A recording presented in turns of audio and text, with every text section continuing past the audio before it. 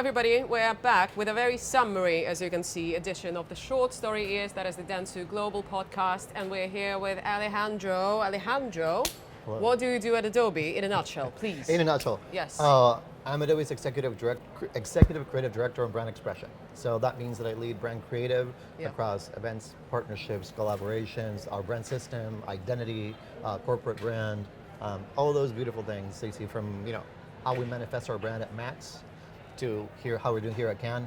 That's all my team. Today, I think it's fair to say that we landed in the very middle of creator economy and design democratization. So technically, everyone has the power to design. Is that a good thing or a bad thing? It's a great thing, and I think again, I continue to make the distinction of like having access to design tools versus being a designer, and I think every communicator deserves to have those tools. And I think our mission of creativity for all, that's what it stands for, is being able to like trust people with the tools so they can actually excel at connecting with one another, connecting with brands, connecting with their audiences, and having access to design tools. It's imperative because it's a world that is moving really fast, and we want to make sure that everyone has the ability to the best tools in their toolkit for them to execute. Where does that leave professional designers, you think? So as in like in 5-10 years, will they move into more strategic, high impact roles? I think it's a combination. Right now, I feel like the roles are evolving quite a bit. And I don't think the designer is going to go away like what people fear. It's more about what you can do with the tools you have. I think we have more capabilities now we have ever had. We still don't know the full extent of how we can use them, and I think that's the evolution of the designer is going to be incredible. So I'll give you an example of my team. I have 17 creative directors on my team. They're all excellent, but the roles they've been changing, and they're actually much more capable of executing certain level that they couldn't do before. And I don't mean that they're using AI as a replacement for anything. They can actually do a little bit more than they were doing before. However, that change and the evolution of the designer creative director doesn't mean that you work less. It means that there's a new process. And I think this new processes are incredible. And I think I benefit from this. I spend a lot of time crafting, creative narratives.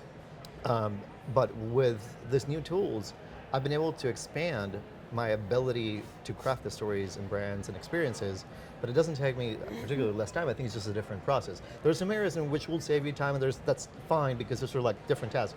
But for us as a creatives and designers, I think that broadens your power and broadens the processes that you can apply. And I think when you ask me about how is that going to change, is the people going to be more strategic? I think yes, that's one component. The other one is going to be how people develop new processes to create and define design or redefine design as they go.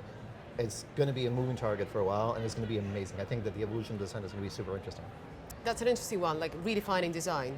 So let's talk about point A, as in like as is right now. What is design right now, and how would you address that? And what is point B, where we're going with that? What will design become in, again, 5-10 years from now? So I think right now design, as I was saying, it's evolving. It's at a point of transition because we have those tools. And I think that we're being burdened with a lot of trying to figure out the process. And I think that's, design right now is at this like, not a boiling point, it's more like an exciting, colorful space that is yet to be defined. And I think people are really embracing that. And I think a lot of people are skeptical, and that's totally fair. But I do believe that as we move forward towards the future, you will see more precision. And I think before, you used to see like just the craft and execution, but I think craft plus process. And we have seen it with some people in the past, people that are using, not generative art, but coding in the past, and how those folks were amazing and ahead of their time. This is going to be happening again as we transition into this like new era of designers, where these people are going to have not only new skills, but new ways of outputting their work and their craft through new processes. And I think that's the next level. Right now it's at a very special place. It's being redefined. Can't point what it is, but it's very exciting. It's like there's a lot of tension and fun stuff, and I think that the distinction is tension versus elasticity. And I think when we get to the next level, it's going to be more elastic. And you're going to have all this opportunity to do different things, and you're going to see a lot more different design due to the fact that you're going to have different people working and building their own processes using new technology. 10 years ago, let's say, to the question of what Adobe is and what it stands for, I would have said, okay, this is like a cool company that equips professional designers with better toolkits. Right. Right? Today, I would say that there's a lot around the democratization of design, like making design accessible to everyone. So how are you then redefining the mission of Adobe right now to be in line with what AI is doing to the industry? I think, you know, my opinion is that it's still the same as it's always been, is, you know, being able to give creativity for everyone, Yeah. access, and what that means. And when we talk about like non-designers using design tools, that's what that means. And I think that that hasn't changed. Being able to give marketers the ability to combine creativity, marketing, and AI. And we are grateful for that. That Yeah. feels awesome. Right. So, but that's the truth, is that you're all of these things that you were asking is like they're combined, right? You take marketing, creativity, and AI. All of these things are making our like the evolution of who we are today, and those things are being knitted together across all of the things that we do. Whether you are a communicator, right? Yeah. Whether you're a marketer, and the millions of people that are bringing brands to life, and what's also going to be super special is that by bolting those three things together, you're actually strengthening the relationship between the creative teams, the marketing teams, and the execution teams. Because they're finally speaking the same language in a way. Correct. So that's what we're here for. Yeah. So we're trying to bring that together. And I think that our technologies do that in a way that others don't. And it's our core set of tech, how we deploy it, Yeah. how it's commercially safe, and how we focus on this different audiences as executioners and creators. I do firmly believe that, you know, the relationship between creatives and marketers is going to get crazy strong. Yeah. We think it's good now, it's going to get better. And I think it's because of both things. They're actually going to be seeing, the marketer is going to be seeing more of how the creator interacts, and they're going to be able to speak faster to them to get new stuff out of them into market, but it's not replacing the designer, it's just how to create this combined effort. And then the marketer has a lot more power to deploy at scale Yeah. in a way that they can't today. So that's, I mean, going back to the question is, I think marketing, creativity, and AI are the center of what we do, of creativity for all, and that's what's bringing those groups together through our work for C pros, consumers, and also for enterprises. Talking about your products, you rolled out Firefly saying that it's safe for commercial use. Yeah. Yet I feel like there's a huge, I wouldn't say disbelief, but you know, like a sarcastic distrust in terms of like whether we can really use those things trained on AI. How do you fight with that? How do you work with that? So, you know, the way that our AI is built is commercially safe because we have the rights and we have paid people to use the materials that are built, you know, our core material for our AI generation. So that's part of it, right? Other systems don't do that. So when we say commercially safe, that means that if you go and use Firefly for an ad campaign or marketing material, that piece of content that you made belongs to you. It was done with tools that are actually, you have content credentials that tell you this is a valid piece that came from Adobe Firefly, and you can track that the rights are the correct rights for you to use. Yeah. Other people can't say that, and we're very proud that we can provide. Again, going back to the question, like how are things changing and how creativity is changing, that's a massive win which we're helping creators and marketers because we're giving them the tool to excel. And they're protected, and I think protecting craft and creativity is at the forefront of all the things that we do. Firefly, the way it's bolted together, it actually stands for that. We don't want to risk your craft. We don't want to risk someone's ability to be able to deploy something in the right way and, you know, not to be called out for using AI. Like, we want to make sure that people that use our products feel protected and feel empowered to succeed. That's why, you know, not only we made it commercially safe, but also make it very accessible. I read your bio. So it says that Alejandro obsessively collects clippings of analog and digital art to use that in his mixed media masterpieces. Talk me through the masterpieces. The thing, masterpieces. Like, what is that? And I've been making paper collages for 30 years, and that's paper the reason. collages. Yes, I have. Have you brought some? I'll give you some. No, I have a studio in my garage. Nothing fancy in San Francisco. I spend a lot of time there. I've been collecting books for 30 years. I collect materials and I make paper collages. That's one of the reasons how I ended up working at Adobe. That's how they contacted me early on to do some work for them.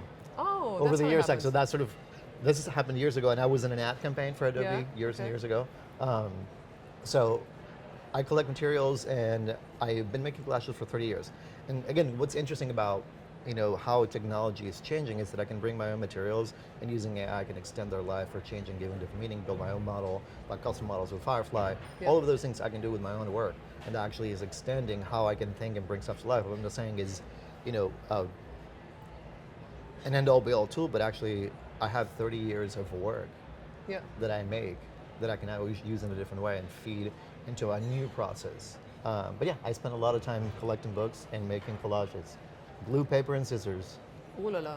Yes. Okay, personal question then. Do you feel like for us people of the corporate world, even though like you are in a creative job, and do you feel like it's important to have a side gig and to be a creator yourself and bring that type of thinking into your daily routine at work?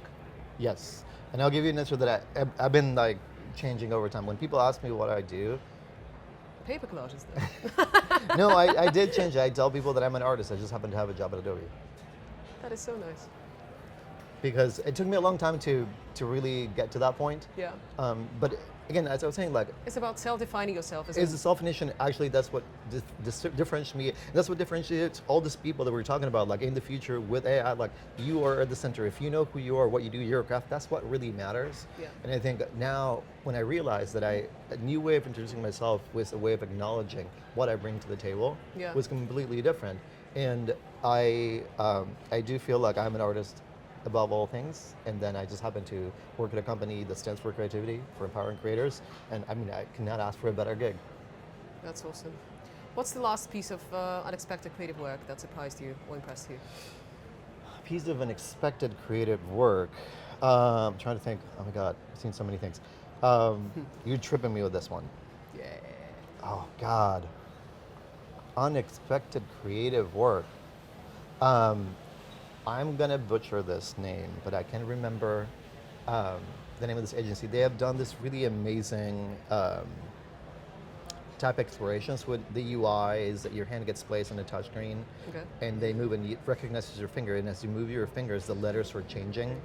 It's really cool. It changes the vector. It's a super cool way of interacting with typography, and I cannot remember the name of this agency or the team. But that was one of the things. I really love motion and typography, and I really think having type that becomes live in a world that is ever changing, it's fascinating.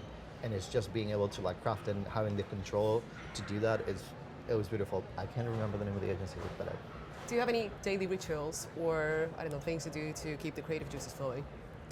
Like a piece of I do. advice to all about I do. dear listeners there. I do. So every morning I try to spend time with my wife, and I drink mate in Argentina. I'm from Argentina. We drink mate. It's tea. We drink out of a gourd with a steel straw. Right. That's sort of my ritual. Just gets me centered in the morning. Just having a conversation or being quiet. It allows me to have this breaking point where actually I feel like I'm ready to go and like take on the day. Two, I firmly believe that you have to make every day. I make every day, whether it is making something on my phone, going down to my studio, Right. working my laptop. Those are the rituals that consistency allows me to stay sharp and creative and experimenting. And I think that's sort of like the respect that I bring to my team. If I'm not constantly challenging myself, how can I ask the best of them? So I really think that it's imperative for like, creative leadership to be able to like stay sharp and creative. So those rituals allow me to stay on top of things, whether it's like, cutting paper or playing with new technology and experimenting and researching. That's how So like small creative things matter. Exactly. And that's sort of where, when you say like rituals, I feel like the ritual is more the making for me Yeah. than a specific thing that I do to prepare for it. Cool. Drink mate and do small things that matter. Thank you so much, You're welcome. Alejandro. It was a pleasure. Have the best time in Cannes. Thank you. Thank you. Bye. Bye bye. Yeah.